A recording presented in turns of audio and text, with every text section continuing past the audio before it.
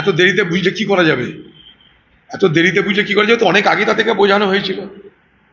দেরিতে হলেও তাদের ঘুম ভাঙছে, ভালো লাগছে। এই তো আজকে একটু আগে একটা ইমামদের সংগঠন তারা বলছে ইমাম ভাতা দেওয়ার নামে পশ্চিমবঙ্গের সরকার একটা পোর্টাল খুলছে, যেখানে মসজিদের মধ্যে প্রকৃত অর্থে নামাজ পড়া হচ্ছে কিনা তার ছবি সেখানটাই পোস্ট করতে হবে।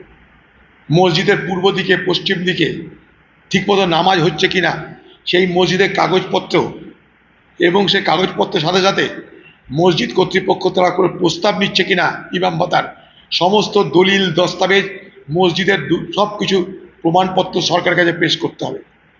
অর্থাৎ নতুন করে পশ্চিমবঙ্গে মসজিদের উপরে এই সরকার তার নিয়ন্ত্রণ আনতে চাইছে মুসলমান ভোটকে এক জায়গায় রাখার জন্য।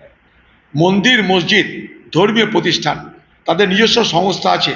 মন্দিরে যেমন ট্রাস্ট আছে, মসজিদে তেমন তাদের ওয়াকফ আছে, তার কোনো প্রতিষ্ঠান আছে। কারণ মসজিদ সাধারণত ওয়াকফের সম্পত্তি হয়, সাধারণত আল্লাহ তাআলার নামে এই সম্পত্তি রক্ষিত হয়, যেমন মন্দির ভগবানের সম্পত্তি হয়। সেই জায়গায় দাঁড়িয়ে পশ্চিমবঙ্গের প্রশাসন আজকে ধর্মীয় সংস্থাগুলোর উপরেও তারা তাদের কবজা নিয়ন্ত্রণ করতে চাইছে।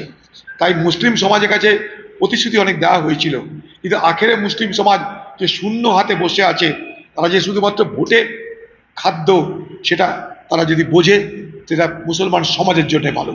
আমরা মানুষকে বলবো, সে হিন্দু হোক মুসলমান হোক, ন্যায় অন্যায়ের বিচার করে, সৎ অসতের বিচার করে আপনারা নির্বাচনে অংশগ্রহণ করুন।